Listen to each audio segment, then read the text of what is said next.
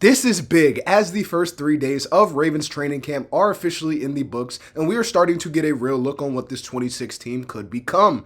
We have seen the beginning of the Jesse Minter era on the field, the first look of the Declan Doyle new offense, some major position battles that are starting to take place and develop, and the defense completely taking over on day 3 of training camp. We have seen veterans make statements, a bunch of rookies compete for starting roles, and some of the earliest storylines for the Baltimore Ravens that could shape this 26-27 season. And obviously, these 3 practices don't tell us everything and how the Baltimore Ravens are going to perform during the regular season, but they do give us a first bit of clues about where this roster stands and what to look for going into the 26-27 regular season. So let's break down everything we learned from the first 3 days of the Baltimore Ravens training camp. But before we get into all of that, you guys are going to want to make sure to subscribe to Ravens Digest. We so appreciate all the support on a daily basis. We are currently at 970 subscribers, so close to hitting that 1,000 subscriber goal. Keep continuing to hit the subscribe button. It is completely free, no cost at all, and we're providing daily Ravens videos, updates, rumors, all things Baltimore Ravens throughout the NFL season. You guys are not going to want to miss out on the content we are providing at all. Now, the Jesse Minter era has officially begun on the field, as the first day of training camp was the first real opportunity to see this new Ravens team together. And after months of offseason moves, a bunch of coaching changes, and roster adjustments, the Baltimore Ravens are finally back on the practice field. Now, heading into training camp, the biggest storyline going in was Lamar Jackson, as he was dealing with the injuries in the 2025 season, and Lamar Jackson is now entering training camp very healthy and very confident. And this is one of the biggest things that the Baltimore Ravens need heading into this year, because this team is built around the franchise quarterback of Lamar Jackson. And this is also the first look at the Declan Doyle offense, as during the offseason, players are talking about learning the new system and trying to gain a gauge of what Declan Doyle is trying to provide. And training camp is a great place for players to put everything together. And the good news for Baltimore is that their offense is still having their returning playmakers, as we know, with Derrick Henry also returning, Zay Flowers, Mark Andrews, and these players are expected to lead the offense for the Baltimore Ravens going into the season. But now the focus surrounds around how these pieces will fit in Declan Doyle's new scheme and how they will develop within the Declan Doyle system. And speaking of the Declan Doyle system, we need to look no further than the offensive line, with the newest signing out of Penn State being drafted with Vega Iona. And Vega Iona is immediately becoming one of the most watched players on the entire roster. And Baltimore drafted him right away because they believe he can be a very elite piece right away from the get-go. And training camp is where he is getting a chance to prove this going into the season. And as we know, every single rep matters for an offensive lineman, because the jump from college football to the NFL is very huge and very needy. The speed of the NFL and the offensive line room is completely different. Players are way stronger on the defensive line, and mistakes can get exposed way more quickly. So you need to be aware of these changes going into the NFL compared to a college system. And while Penn State was a place where he could grow and develop his game as a whole, the NFL is a completely different thing. And he needs to develop and become stronger and better for him to have a very capitalist training camp and NFL season. And as we talk about the offensive line as a whole, we need to look no further also than the offensive line room for the Baltimore Ravens regarding the center competition between bringing in Ethan Pocic to compete with Danny Pinter, Jovan Gwynn, and Corey Bullock. And center is one of the few starting jobs for the Baltimore Ravens that are still completely open, and whoever wins this battle will have a very huge responsibility, as it comes with them protecting Lamar Jackson and helping the offensive line stay organized, stay developed, and stay polished when it comes to being able to protect for Lamar Jackson on a very need-to-need basis. But as we talk about the offense so much, the Baltimore Ravens defense has seen a lot of change around through the last season and through this offseason. And one of the biggest additions for the Baltimore Ravens defense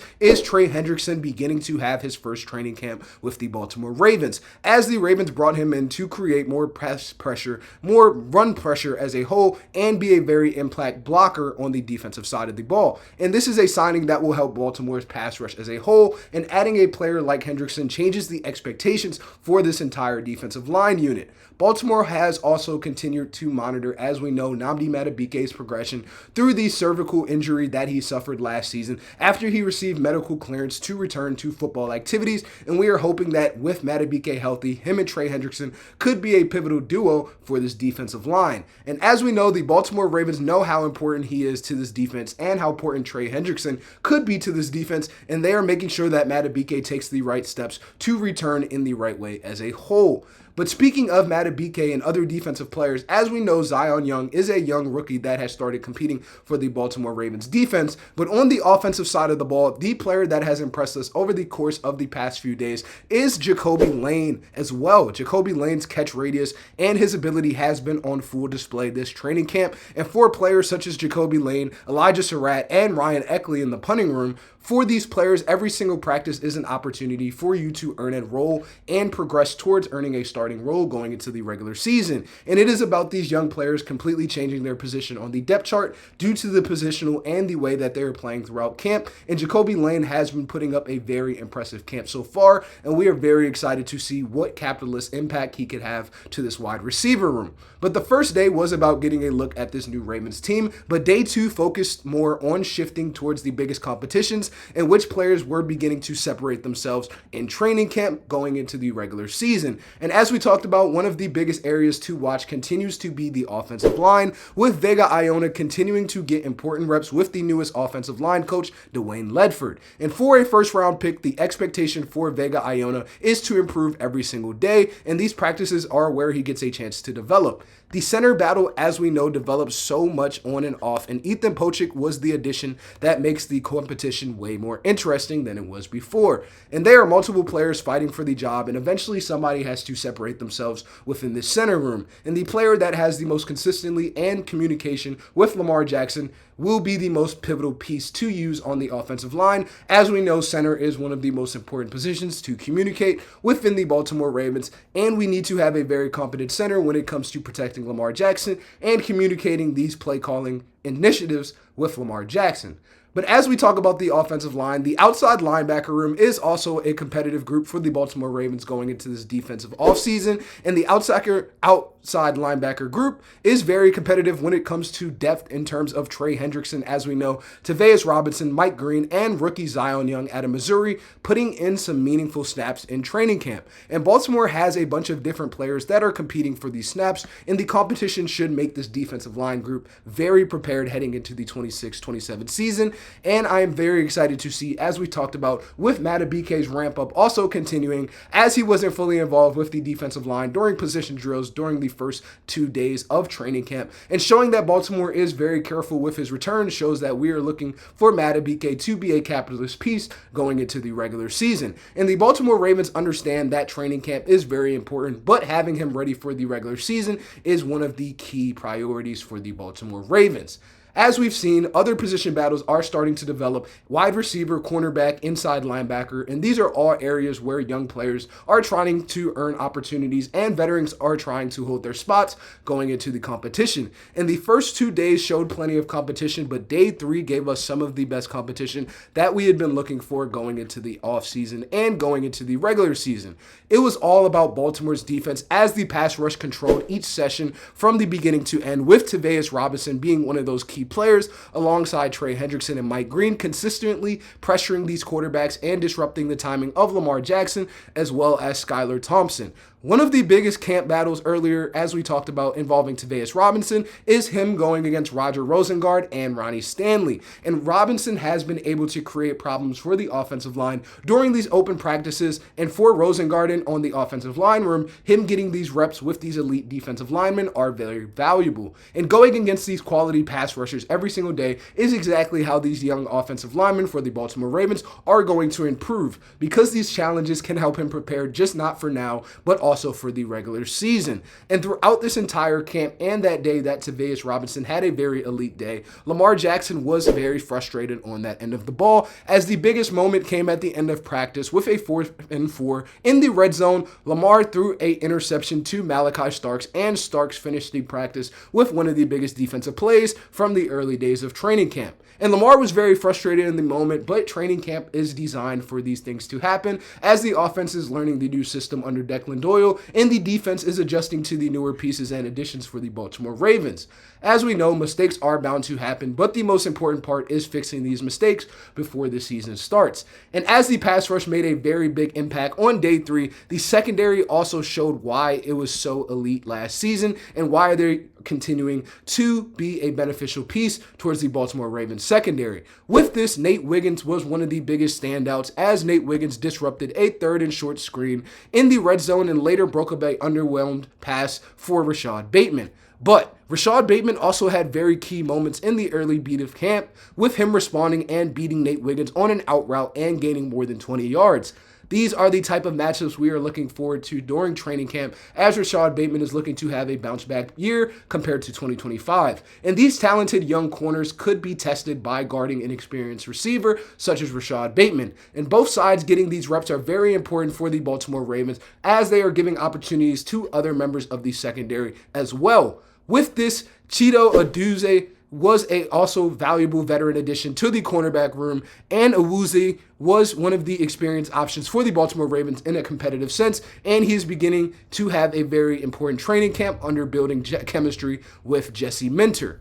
Last but not least, as we talk back about the wide receiver room for the Baltimore Ravens, as we know the competition between Jacoby Lane, Elijah Surratt, and these other younger players has been continuing in this very crowded room, and Devontae Walker has been getting reps as he is competing for a bigger role this upcoming season. And with Zay Flowers already being established and multiple younger receivers fighting for opportunities, every rep for him matters, and Walker had a very competitive matchup on day 3 and in day 2 where he was making very high-level plays, and these are the type of plays that will help separate him going into the wide receiver 5 and wide receiver 6 roles, and also the type of plays that are needed before these preseason games begin for him to become experienced and for him to get more live rep scenarios.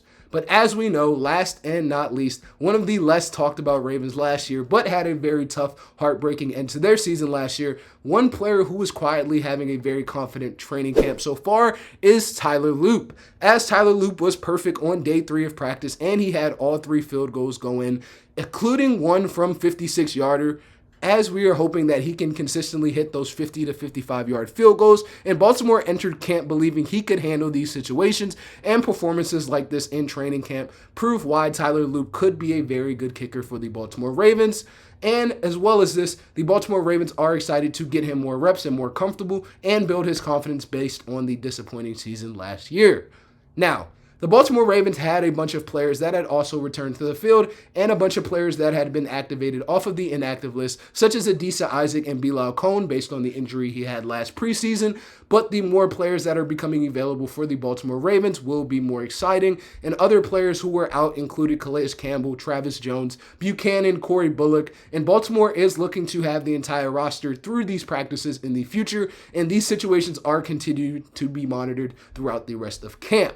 But the biggest takeaways I have for these 3 days of training camp is honestly, it is pretty early into the Declan Doyle system. The offensive line is building chemistry and players are adjusting to the new responsibilities that the Baltimore Ravens expectations are setting. The competition throughout multiple different position groups are very interesting to follow throughout camp. And these young players such as the Jacoby Lanes, the Vega Ionas, and the Surratts are all fighting for opportunities, and every practice matters for the Baltimore Ravens. But I want to hear from you guys. Who has been your biggest standout from Ravens training camp so far? Is it Trey Hendrickson in the pass rush? Is it Vega Iona in the offensive line? Or is it one of the young players such as Jacoby Lane that are fighting for a bigger role? Let me know what you guys think below in the comments. And if you enjoyed this video, make sure you leave a like, subscribe to Ravens Digest. It is completely free, no cost at all. And turn on post notifications so you don't miss any Ravens training camp updates, news, rumors throughout the entire Ravens season. We appreciate all the support on the video, and until then, we will see you guys on the next one. As always, Ravens flock always.